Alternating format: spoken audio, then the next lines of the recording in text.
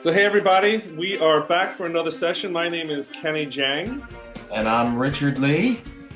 and we started the conversation about generosity and churches, right? We're talking about church offering tithing and technology. It's been an interesting week or so. We've had a good conversation last week. We had some commenting on the actual conversation by one of the service providers in the industry, Tidely, Dean over at Tidely. Thank you so much for jumping in and commenting. And I actually wanted to highlight today one of the blog posts that Dean actually referred to over at tithe.ly.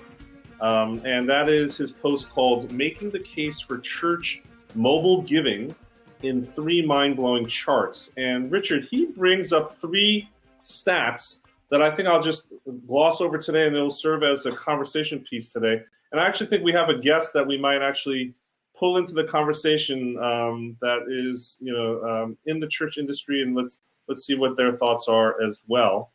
So the first stat that is in the Making the Case blog post is that church giving continues to decline.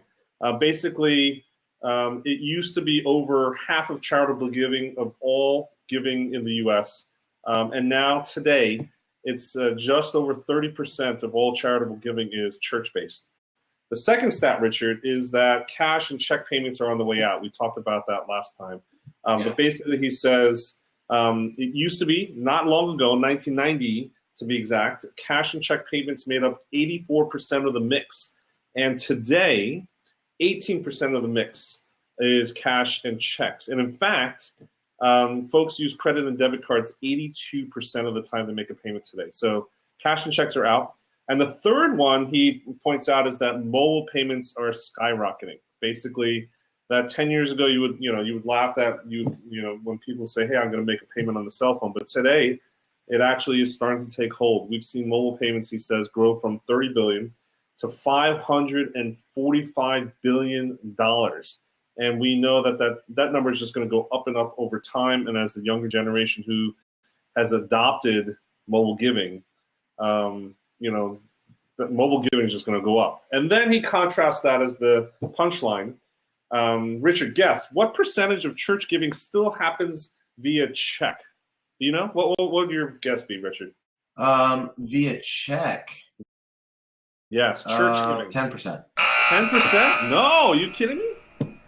He says 80% of church giving today is done via the check. That is a lot. So what's interesting is you have 2 different personalities of how you pay for things and have transactions, right? In church and out of church.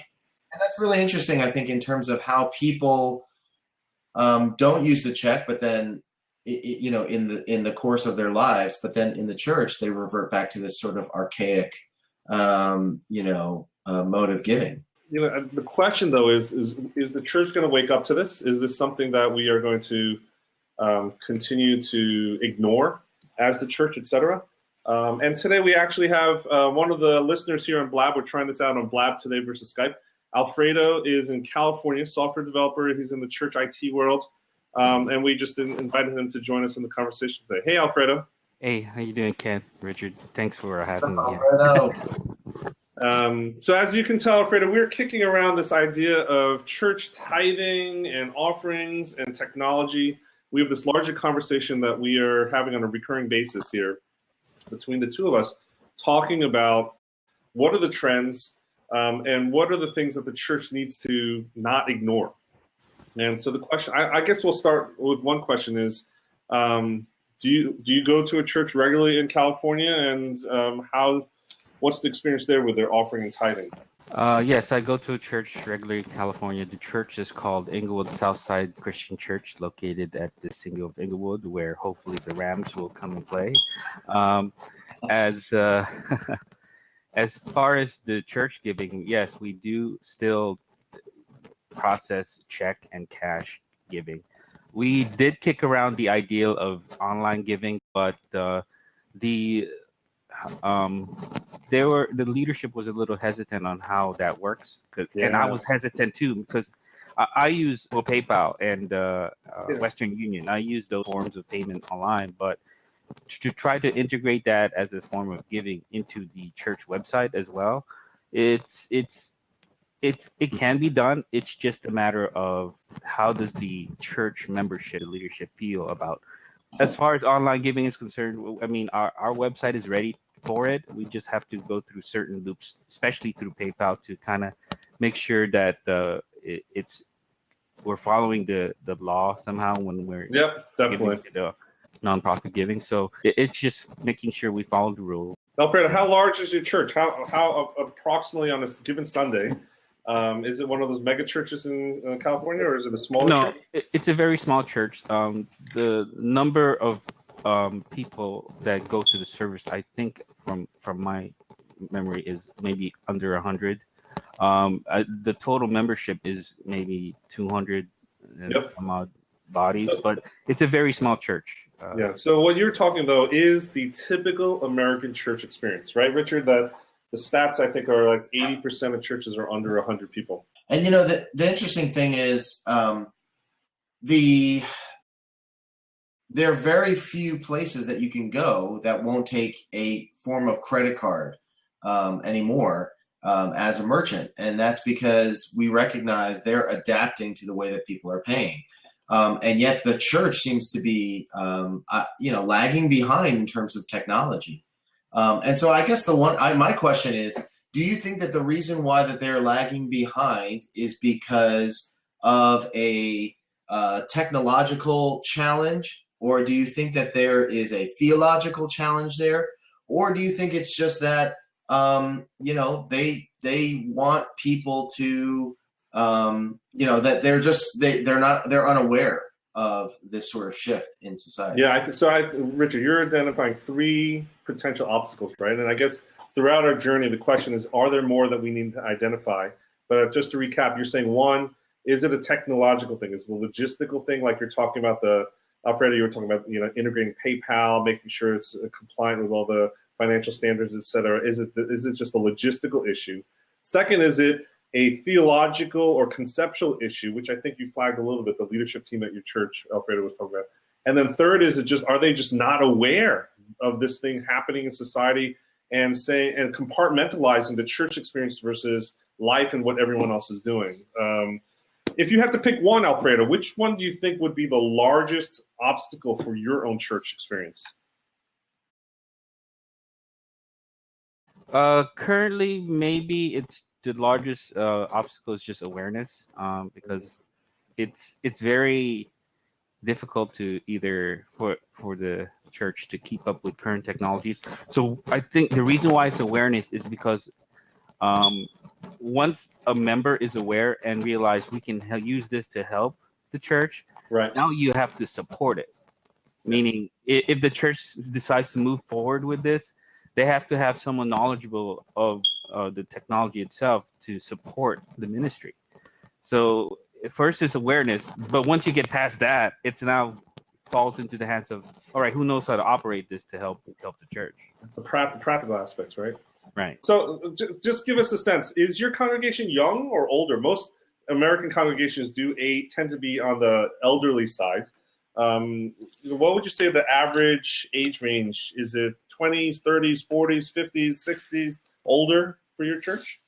I think it's older. We are getting more younger members, but there's very little amount of young members in our church. Yeah, Richard, I think this one issue, that third issue actually, is just the complete awareness of what's going on outside versus inside the church, or just the, what is it called? Like the realization that is an actual issue. Yeah, and the interesting thing is, and I don't want to break this down too practically, but if you interview these merchants who held out and refused to take credit cards for so long and have made the switch, and you ask them, well, why did you eventually make the switch? I think they would say something along the lines of, well, eventually we found that people were not carrying cash, they weren't carrying checks, and that they wouldn't come to our restaurants. They wouldn't have a mode of giving money to us because we didn't accept credit cards. I know that there are plenty of places that I've turned away from because they didn't take credit card, and that's all I carried. Right.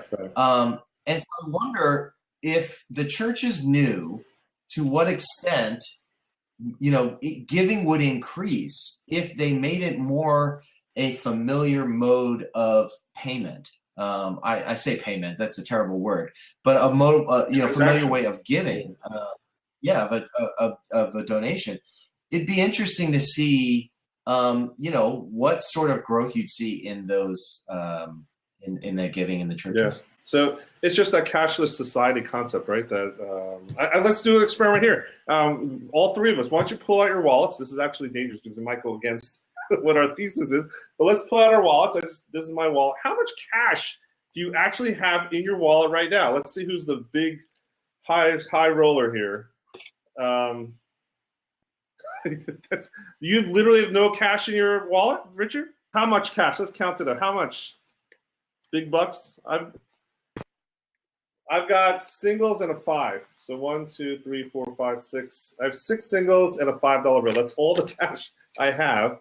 And if I go to lunch at a place that's cash only, I'm in trouble for dinner, right? My wife doesn't trust me with cash because I spend it.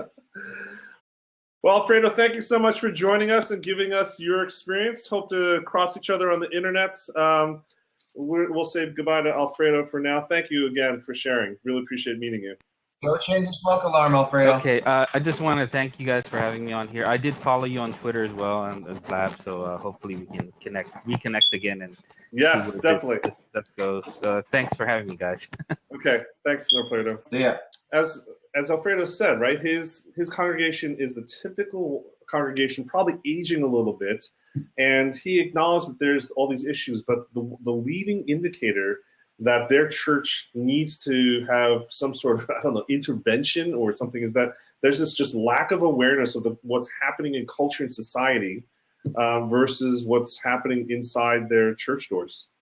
Yeah, this is really what we want to talk about, right? This is why we're sitting here in front of our computers and talking to each other, is because we want to have this conversation of what is going on.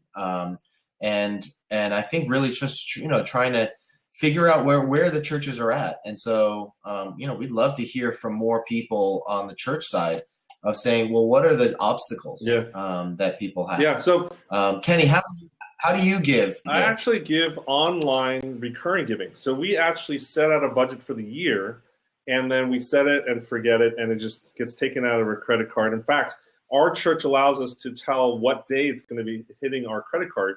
So I actually time it based on when my credit card cycle, begins and ends, so that in terms of cash flow wise, it makes sense. So strategically, it's better for us, just in the cash flow wise, but also strategically, it's better for us because it actually, I guess this is what we tend to find in a lot of places, especially I taught a Dave Ramsey course, right?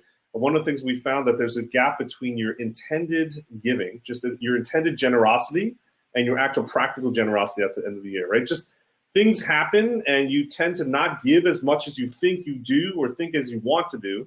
And you're always trying to, remove that gap between your intended generosity level and what you actually give at the end of the day. And so automated giving has helped. It's like when you go to the mall during Christmas to buy a present for someone else and you end up buying something for yourself. Yes, something like that. Great conversation today. Let's close just asking people to chime in.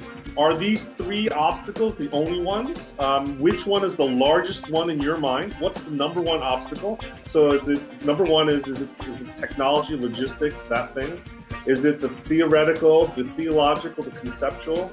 Or is it just a lack of awareness of what's going on in culture and society today compared to what's happening when the offering plate is passed down the aisle? See you next. See you guys. Bye-bye.